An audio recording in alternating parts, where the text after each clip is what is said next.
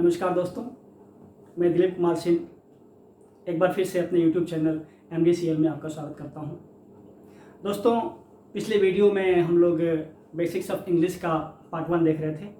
आज के इस वीडियो में हम लोग पार्ट 2 देखेंगे, लेकिन इसके पहले एक दो बातें। दोस्तों, इंग्लिश पढ़ने का मतलब यह नहीं होना चाहिए कि हम अपनी मातृभाषा या अपनी राष्ट्रभाषा को इग्नोर कर दें,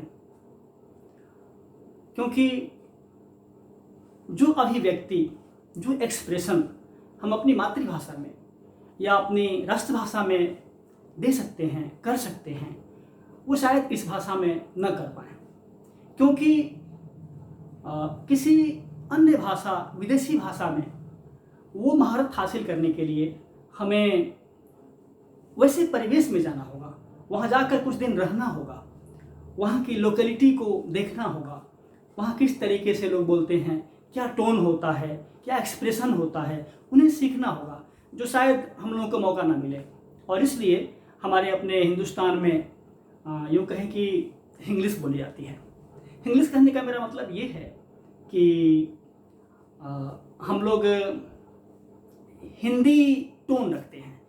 वर्ड्स अंग्रेजी के होते हैं, लेकिन टोन हमारा हिंदी का होता है, क्योंकि वो इंग्लिश टोन हासिल करने के लिए हमको फोनेटिक्स पे थोड़ा ध्यान देना पड़ेगा, जो हम शायद नहीं दे पाते हैं। हम लोग पढ़ाते हैं तो उसको थोड़ा बहुत देखते हैं, लेकिन चूंकि आदत बनी हुई है उसी परिवेश में रहने की, तो हम लोग भी जब बोलना शुरू करते हैं तो कई जगह गलतियां हो जाती हैं, वो टोन नहीं आ पाता है। और इसी कारण अपने हिंदुस्तान में भी बहुत सारे लोग ऐसे हैं, बहुत सारे ऐसे लोग हैं जो इंग्लिश बोलते हैं, बहुत कम लोग इंग्लिश बोलते हैं, कुछ लोग हैं। और हमारी जो भाषा है हिंदी, इसमें महारत हासिल करना किसी विदेशी आदमी के लिए, जैसा कि मैंने पिछली वीडियो में बताया था, ज़्यादा मुश्किल है। इंग्लिश में वो टोन हासिल करना, वो महारत हासिल करना ज़्यादा आसान है, क्योंकि आप देखते होंगे कुछ ऐसे लोग हैं हिंदुस्तान में जो लोग उस टोन में बोलते हैं। जब आप क्रिकेट कमेंट्री देखते होंगे, जब आप कोई डिबेट देखते होंगे, तो मीडिया से जुड़े हुए लोग, कुछ पॉलिटिकल लोग अच्छी अंग्रेजी बोलते हैं। लेकिन आप देखते हैं अपने हिंदुस्तान में जो लोग बाहर से आए हैं, कई सालों से रह रहे हैं, लेकिन आज भी उनको हिंदी नहीं आती है, और हिंदी टोन का तो छोड़ ही दीजिए। जब हम लोग अल्फ़ाबेट की चर्चा करेंगे तो उसमें देखेंगे कि हमारी जो वर्णमाला है, उसके जो अक्षर हैं, उसके कई अक्षर इंग्लिश में होते ही नहीं हैं। जब वो अक्षर ही नहीं होते हैं तो वो बोल कैसे पाएंगे। तो ध्यान रखिएगा दोस्तों, मैं बार बार विनम्र निवेदन करता हूँ कि अपनी राष्ट्रभाषा, अपनी मातृभाषा का अपमान नहीं होना चाहिए, उन्हें इग्नोर नहीं करना चाहिए। कुछ लोग ऐसा कहते हैं, बड़े उनको गर्व होता है ऐसा कहते हुए कि मेरी बेटी तो हिंदी नहीं समझती है। वो CBSE बोर्ड में, SSC बोर्ड में पढ़ते हैं बच्चे, तो गर्व से कहते हैं मेरा बेटा हिंदी समझता ही नहीं है, उन्हें हिंदी में गिनती में दिक्कत होती है। 84 कह दो, 84 क्या होता है, अब वो कन्फ्यूज हो जाते हैं। ये शर्म की बात है, गर्व की बात नहीं है, क्योंकि ऐसा कहा जाता है, किसी विद्वान ने कहा है कि किसी देश को गुलाम बनाना है तो वहाँ की भाषा और वहाँ की संस्कृति पर चोट लगाओ।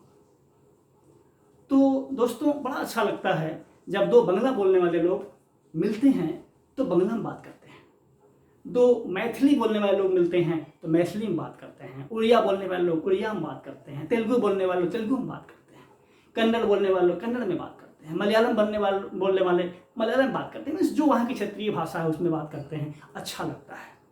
आप अंग्रेजी जानिए, लेकिन एक दायरे तक, काम चलाने के लिए, अपनी कमी को दूर करने के लिए, जिसके बिना आपका काम न रुके, लेकिन अपनी राष्ट्रभाषा, अपनी मातृभाषा का सम्मान करें दोस्तों। ऐसे भी ये अंग्रेजी जो है ना, बड़ी फनी लैंग्वेज है, बहुत फनी है। फनी इसलिए मैं कहूँ कि कुछ ऐसी चीज़ें हैं जो बहुत ही हंसाती हैं, बहुत ही आपको अपसेट कर देती हैं, अजीबोगरीब तरीके से चेंजिंग होता है। मैं आपको अपने विद्यार्थी जीवन की घटना बताऊं। हम लोग बिहार बोर्ड में पढ़ते थे, तो मिडिल स्कूल में क्लास 6 या 7 में होंगे, बहुत याद नहीं है, सरकारी विद्यालय में पढ़ते थे। तो वहाँ पर एक लड़का मास्टर साहब से, शिक्षक महोदय से एक वर्ड पूछा, तो हाथ रेज किया, हाथ उठाया, तो शिक्षक ने बोला हाँ बोलो। तो सर जीरल मतलब क्या होता है? अब मास्टर साहब सोच रहे हैं जीरल मतलब क्या होता है, जीरल दिमाग में नहीं आ रहा था, जीरल मतलब क्या होता है। फिर उन्होंने डिक्शनरी मंगवाई, तो डिक्शनरी में खोजते गए, कहीं जीरल मिल नहीं रहा है। तब उन्होंने कहा अच्छा बताओ तो जी, कहाँ ये जीरल कहाँ लिखा हुआ है? तो किताब में तो लिखा हुआ है, दिखाओ किताब दिखाओ। तो किताब लेके देखा, दिखाओ कहाँ लिखा हुआ है। और देखिए ना ये GIRL वो हंसे भी और गुस्सा भी आया, अरे इसको जीरल पढ़ते हैं? अच्छा क्या पढ़ते हैं? अरे गर्ल पढ़ते हैं इसको। तो कहने का मतलब ये है कि इसका उच्चारण सही से नहीं किया जाए ना तो बड़ा गड़बड़ हो जाता है, इसलिए फनी कहा जाता है। ऐसे भी आप देखते हैं बहुत जगह, जैसे BUT बट, लेकिन PUT पुट। ऐसा क्यों होता है? कुछ रूल होगा, लेकिन हिंदुस्तान में तो बहुत कम लोग जानते होंगे या शायद नहीं जानते होंगे। जैसे हम नाउन में S या ES जोड़ते हैं तो वो सिंगुलर से प्लूरल बनता है, लेकिन वही S या ES जब हम लोग वर्ब में जोड़ते हैं तो वो प्लूरल से सिंगुलर बनता है ना जी वगैरह। जैसे हम लोग गुड एक वर्ड है, गुड GOOD, गुड मीन्स अच्छा, लेकिन उसमें S जोड़ देते हैं तो वो विशेषण से, एडजेक्टिव से नाउन बन जाता है, मीन्स सामान। आप सुनते हैं ना गुड्स ट्रेन, मालगाड़ी। जैसे वुड WOOD, वुड मीन्स लकड़ी, लेकिन जैसे उसमें S जोड़ देते हैं तो वो वुड्स जंगल बन जाता है, फॉरेस्ट जंगल, है ना अजीब वगैरह। तो दोस्तों थोड़ी सी सावधानी घटी तो दुर्घटना घटी। ये ऐसी भाषा है, बहुत सारे ऐसे वर्ड्स हैं जो हम ऑनलाइन नहीं कर पाएंगे, बहुत ही फनी है। कभी ऑफलाइन भेंट होगी तो हम बताएंगे, बहुत मज़ेदार है। तो ये बहुत ही फनी लैंग्वेज है, थोड़ी सावधानी चाहिए। थोड़ी सी मिस्टेक हो गई, स्पेलिंग इधर का उधर हो गया तो अर्थ का अनर्थ हो जाता है। इसलिए कभी कभी क्या होता है ना, हम कहना कुछ और चाहते हैं, कह कुछ और देते हैं। एक और चुटकुला मैं सुनाऊंगा आपको। किसी स्कूल में डिप्टी इंस्पेक्टर विजिट करने गए, तो उन्होंने एक लड़के को खड़ा कराया, लड़का खड़ा हो गया, व्हाट्स योर नेम? तो लड़का अपना नाम बताया, माय नेम इज अजय, जो भी नाम था। तो उन्होंने कहा कि what will you do if I come to you, मतलब मैं तुम्हारे यहाँ आऊँ तो तुम क्या करोगे? तो लड़के के मन में बात थी कि मैं आपको बैठाऊंगा, खाना वाना खिलाऊंगा। तो उसने कहा कि firstly I will seat you and secondly I eat you. तो उसका कहने का मतलब ये था कि मैं सबसे पहले आपको बैठाऊंगा और उसके बाद खाना वाना खिलाऊंगा। लेकिन वो जो कहा उसका मीनिंग देखा जाए तो उसका मतलब है कि सबसे पहले मैं आप पर बैठ जाऊंगा, हालांकि उसमें प्रीपोजिशन की कमी है, लेकिन सीधी बात देखी जाए तो मैं आप पर बैठ जाऊंगा, उसके बाद मैं आपको खा जाऊंगा। तो दोस्तों कहने का मतलब ये है कि वाकई ये बड़ा फनी लैंग्वेज है। हम यदि सही से ग्रामर के रूल्स को फॉलो न करें तो अर्थ का अनर्थ हो जाता है, इसलिए इस लैंग्वेज को फनी कहा जाता है। तो बाकी बातें होती रहेंगी, चलिए हम आते हैं विषय वस्तु पर। English alphabet. हर भाषा की अपनी वर्णमाला होती है, जैसे हमारी हिंदी है, हिंदी की वर्णमाला है, इसमें अक्षर हैं, अक्षरों में स्वर हैं, व्यंजन हैं। इसी प्रकार से इंग्लिश भाषा जो है इसका अल्फ़ाबेट है। कुछ लोग कहते हैं कि कितने अल्फ़ाबेट्स होते हैं, लोग कहते हैं कि 26 अल्फ़ाबेट्स होते हैं। नहीं बच्चों, अल्फ़ाबेट्स नहीं होते हैं, अल्फ़ाबेट होता है। उस अल्फ़ाबेट के अंतर्गत 26 लेटर्स होते हैं, क्योंकि यह लेटर्स का एक ग्रुप है। जैसे बहुत सारे फूल इकट्ठा करके हम उसको गूंथ दें तो माला बन जाता है, तो माला बहुत सारा फूल नहीं है, फूलों का एक ग्रुप है।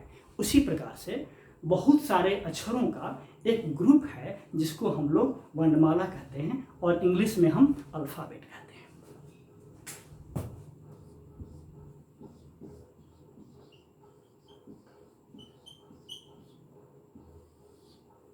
अल्फ़ाबेट, अल्फ़ाबेट मीन्स हिंदी में कहें तो वर्णमाला। एक बात मैं और बता दूं बच्चों, किसी एक भाषा से दूसरी भाषा की तुलना करके पढ़ना आसान होता है, लेकिन इसका मतलब यह कतई नहीं है कि वही हूबहू है।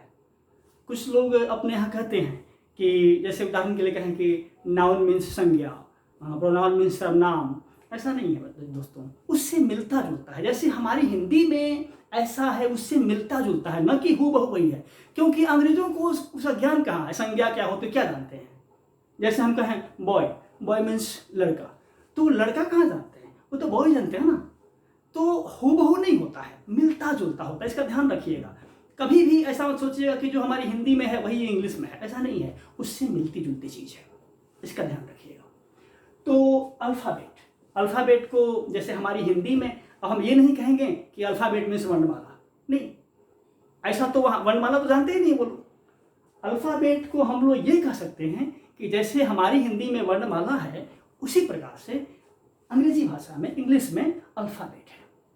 अब अल्फ़ाबेट के अंतर्गत इंग्लिश में 26 लेटर्स हैं।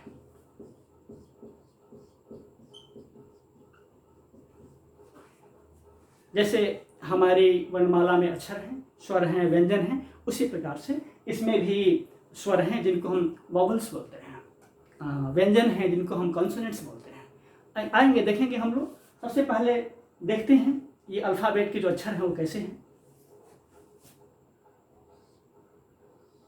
ए,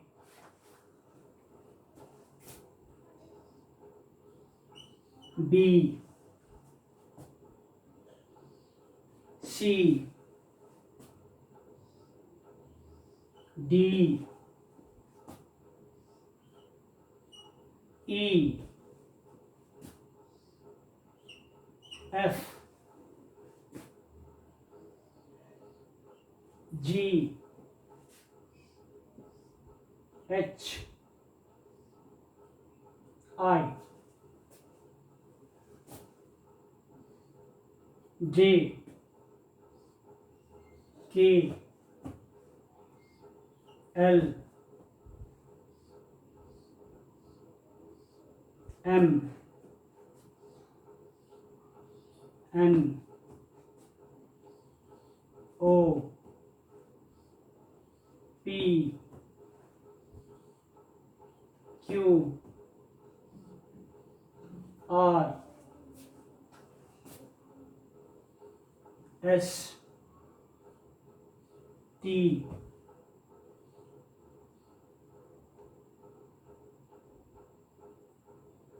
you, V, W, X, Y, Z. दोस्तों, ये नॉर्मली प्रिंटिंग का लेटर है। इंग्लिश अल्फ़ाबेट में 26 लेटर्स होते हैं और वो दो प्रकार के होते हैं, कैपिटल लेटर्स, स्मॉल लेटर्स। तो ये कैपिटल लेटर, बड़ा अक्षर जिसको बोल सकते हैं आप। कैपिटल लेटर्स में ए, बी, सी, डी, ई, वो दीर्घ ई वाला ई, एफ, जी, एच, आई दीर्घ ई वाला, J, K, L, M, N, O, P, Q, R, S, T, U, V. इसको भी मत पढ़िएगा, ये वी है, वी दीर्घ ई वाला, न कि भी। भ इंग्लिश में होता ही नहीं है। तो वी, डब्ल्यू, डब्ल्यू नहीं, W, X, Y, Z, Z नहीं, जेड। तो इस तरीके से हम अंग्रेजी के बड़े अक्षर को नॉर्मल वे में लिखते हैं। ये नॉर्मली लोग ऐसे लिखते हैं। अभी हम बात करेंगे आगे कर्सिव राइटिंग की, तो आगे देखेंगे। ये कैपिटल लेटर है अंग्रेजी में, जिसको बड़ा अक्षर कहते हैं। कैपिटल लेटर ए से लेकर जेड तक कैसे लिखते हैं, उच्चारण में किन किन बातों का ध्यान रखते हैं, इसको ध्यान रखिएगा। आगे हम लोग स्मॉल लेटर्स देखते हैं।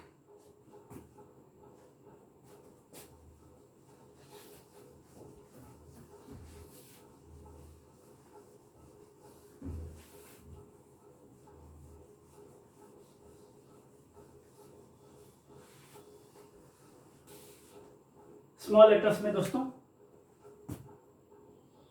ए, कहीं कहीं ऐसे भी ए लिखा जाता है, ए, B, C, D, E, F, जी, कहीं कहीं जी ऐसे लिखा जाता है,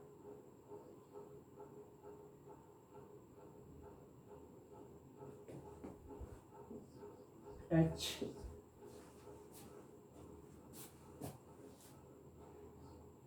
आई, जे, के, एल,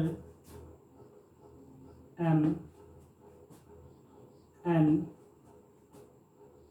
ओ, पी, क्यू,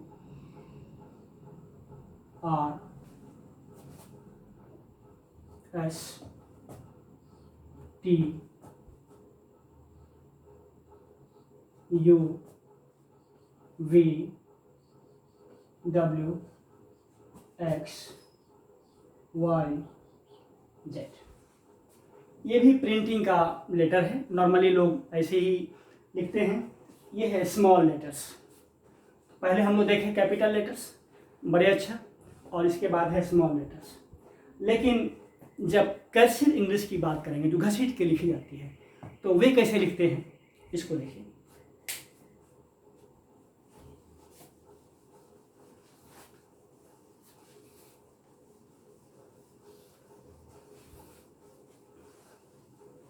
पहले कैपिटल बड़ा,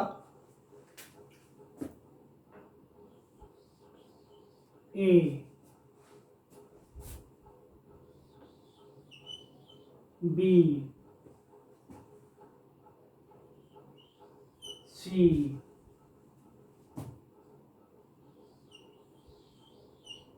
डी, कहीं कहीं डी ऐसे भी लिखा जाता है, डी,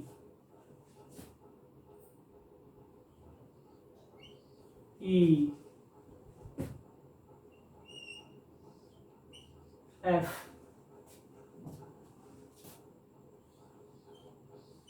जी,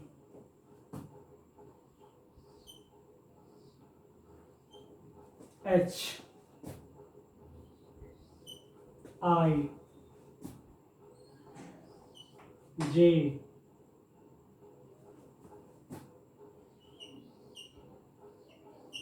के, L,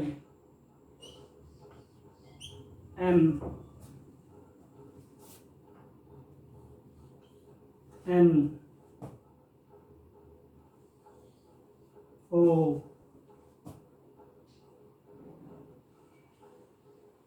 P, Q, R, S, T, U, B, we,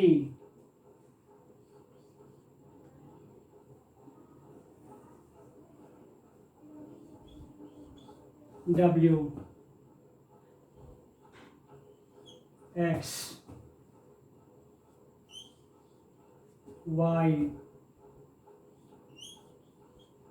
Z. Y ऐसे भी लिखा जाता है,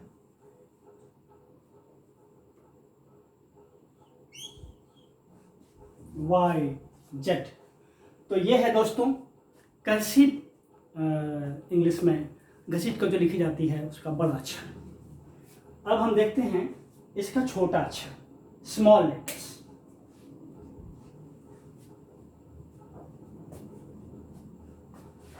ठीक ना।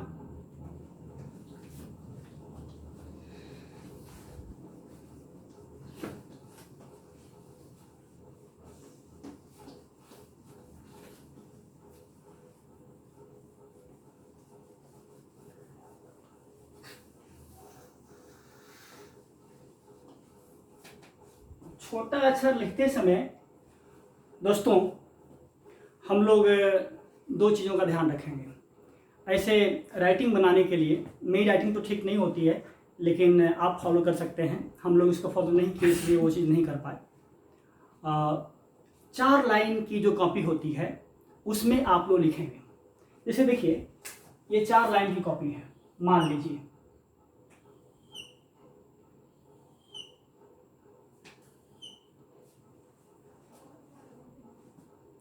तो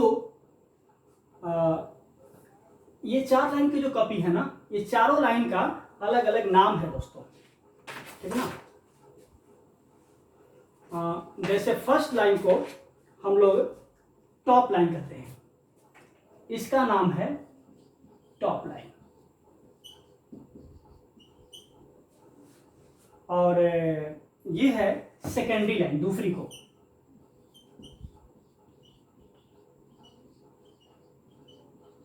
या एडिशनल भी कहते हैं इसको।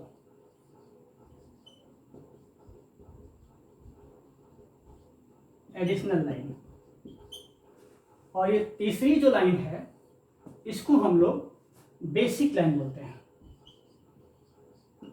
या बेस भी बोलते हैं, बेस लाइन। और चौथे लाइन को हम लोग बॉटम लाइन बोलते हैं।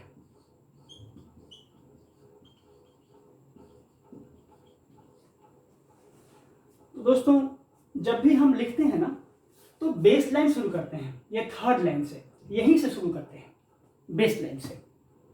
और जब कर्सिव में स्मॉल लेटर्स को लिखेंगे तो उसमें दो चीज़ों पर ध्यान देंगे।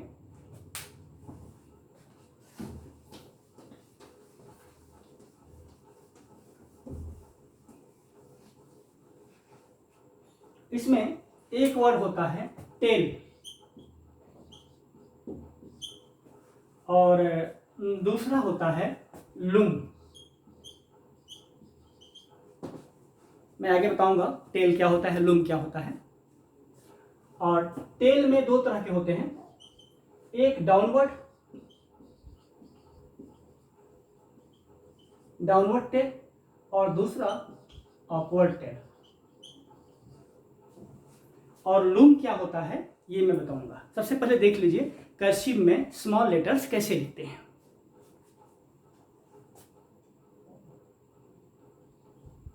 ए, बी,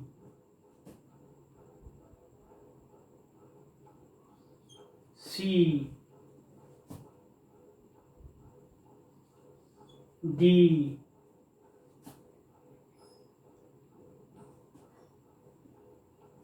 सॉरी सी और ई में थोड़ा ध्यान देना है। सी ऐसे लिखेंगे, सी, डी, और ई में हम लोग ऐसे लिखेंगे F,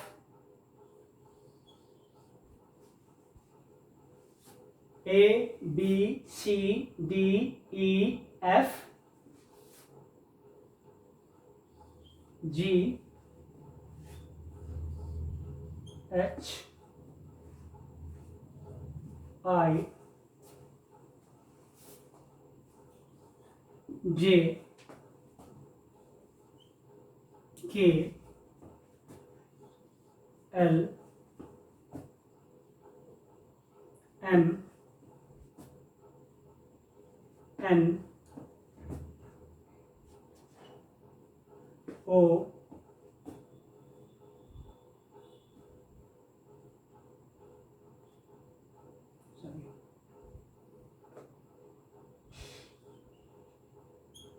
P, Q, are,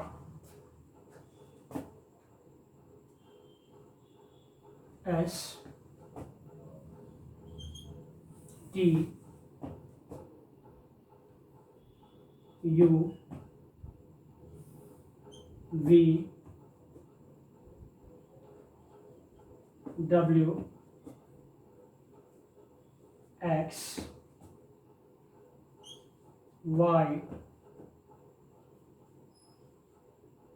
Z. तो ये है बच्चों कर्सिव में स्मॉल लेटर लिखने का तरीका। अब मैं आपको बताऊं ये टेल और ये लूम क्या है। देखिए इसमें दो तरह का है, डाउनवर्ड और अपवर्ड। कर्सिव में जब भी हम लिखेंगे स्मॉल लेटर्स तो उसमें टेल और लूम रहता ही रहता है। जैसे देखिए ये जो है एक निकला हुआ है टेल नीचे की ओर, तो इसको बोलते हैं डाउनवर्ड, डाउनवर्ड टेल। ये देखिए ऊपर की ओर है तो अपवर्ड टेल बोलते हैं इसको। इस तरीके से यहाँ देखिए, फिर यहाँ देखिए डाउनवर्ड, यहाँ देखिए डाउनवर्ड, ये ऊपर की ओर, ये ऊपर की ओर देखिए ये नीचे की ओर डाउनवर्ड, ये देखिए ऊपर की ओर। इस तरीके से हर अक्षर में कहीं ना कहीं टेल या तो डाउनवर्ड मिलेगा या अपवर्ड मिलेगा। अब हम लोग लूम की बात करें तो देखिए बच्चों ये जो पोर्शन है ना, जैसे बी में दिख रहे हैं, बीच में ब्लैंक है, ऐसे जो बन रहा है यही लूप है, इसमें बी में है। देखिए आप एफ में देखिए, आप एच में देखिए, ये के में देखिए, एल में देखिए, आप यहाँ वाई में देखिए, नीचे दिख रहा है, जेड में दिख रहा है, तो इसको हम लोग लूम बोलते हैं। ठीक है बच्चों, अब हम लोग आगे देखेंगे कि यह जो ए से लेकर जेड तक लेटर्स हैं इनका उच्चारण कैसे कैसे होता है।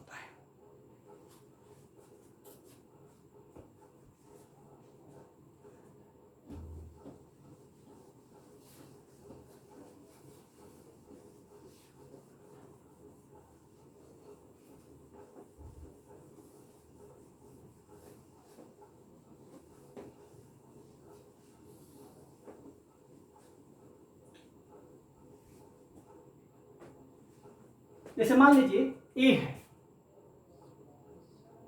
तो दोस्तों ए का उच्चारण क्या क्या होता है, देखिए अ,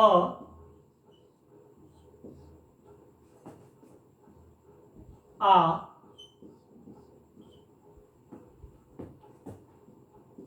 ए,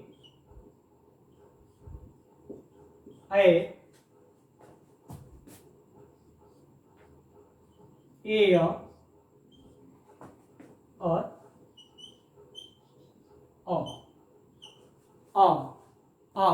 इस तरीके से देखते हैं कैसे होता उच्चारण होता है। अ का उच्चारण, ए का अ के रूप में उच्चारण कैसे होता है इसको देखें। जैसे मान लीजिए अ है, तो देखिए जैसे अबाउट,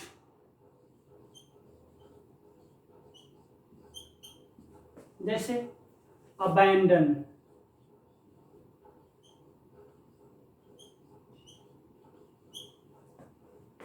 जैसे अबाइड,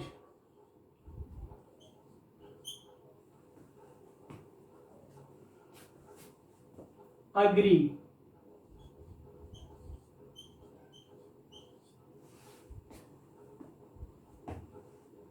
अबाउट, ये सब है अबेट। इस तरीके से हम देख रहे हैं कि यहां पर अ का उच्चारण हो रहा है, ए जो हम लिख रहे हैं ए का उच्चारण क्या हो रहा है, अ हो रहा है। अबाउट, अबैंडन, इसका मीनिंग हम लोग देखेंगे बाद में, पहले देख लीजिए उच्चारण कैसे होते हैं। About, abandon, abide, agree, abate. इस तरीके से ए का ये वाला आ वाला उच्चारण देखिए,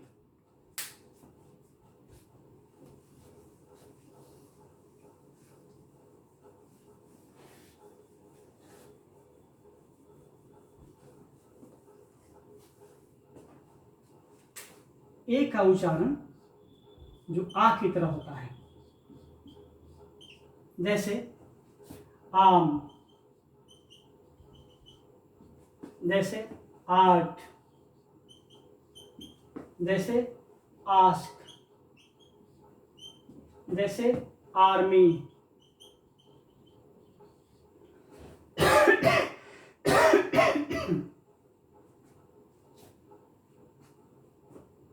जैसे आर। तो 5-5 हम देख रहे हैं, ऐसे बहुत सारे वर्ड्स मिल जाएंगे, 5 हम देख ले रहे हैं। तो ये आ का उच्चारण भी ए देता है, जैसे आम, आर्ट, आस्क, आर्मी, आर। इस तरीके से इसका उच्चारण देखिए ए कैसे होता है।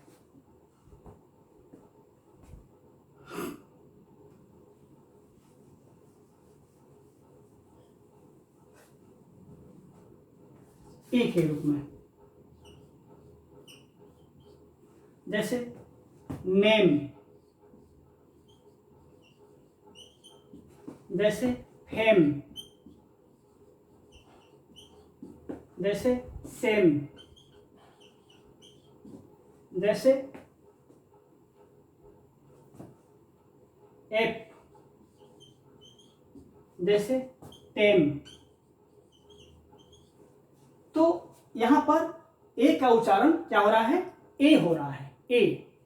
नेम देखिए, न में ए की मात्रा, नेम, फेम, सेम, एप लंगूर होता है, टेम आगे देखेंगे, टेम मीन्स पालतू होता है, तो उसका मीनिंग देखेंगे और आप भी देख सकते हैं, ये कोई बड़ी बात नहीं है। अब हम देखते हैं इसका उच्चारण ए की मात्रा कैसे आती है।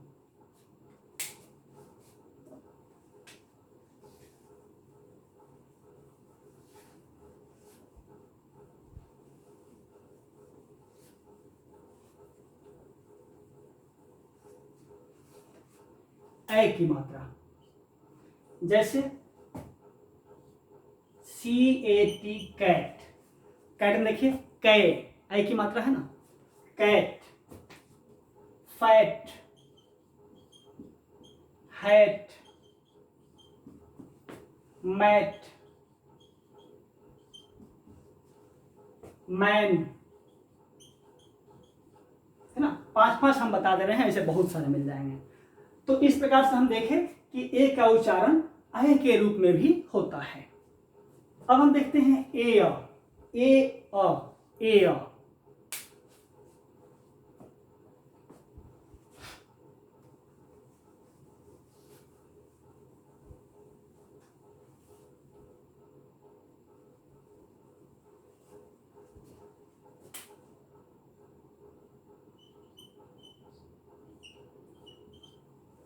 ए के रूप में ए, जैसे बेयर,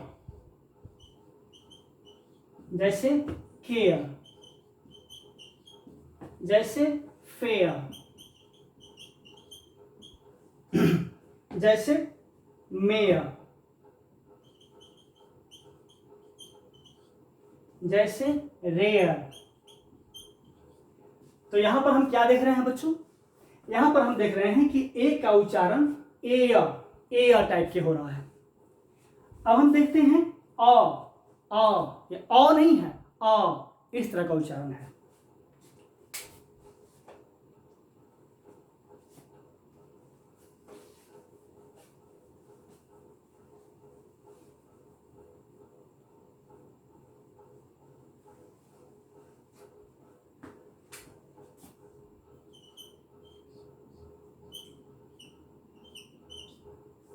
है ना, जैसे बॉल, जैसे कॉल, जैसे टॉल, जैसे फॉल, जैसे मॉल। तो यहां पर हम लोग क्या देख रहे हैं कि ए का उच्चारण अ टाइप का हो रहा है। Ball, call, tall, fall, mall. तो इस प्रकार से हम लोग ए से लेकर जेड तक जितने अक्षर हैं इनका उच्चारण क्या क्या होता है ये देखेंगे। दोस्तों इसका कोई सर्टेन नियम तो नहीं है, कुछ नियम है जरूर, लेकिन बहुत कुछ सर्टेन नियम नहीं है कि इसका उच्चारण यहाँ पर इसी तरीके से होगा। इसलिए हम लोग जैसे जैसे सीखेंगे आगे बढ़ेंगे तो उसके लिए यूज्ड टू हो जाएंगे, ठीक ना। तो वीडियो बहुत लंबा ना हो इसके लिए हम चाहते हैं कि आज इतना ही रहने दिया जाए और फिर अगले वीडियो में हम लोग देखेंगे बी से लेकर जेड तक। आज के लिए इतना ही। जय हिंद बच्चों।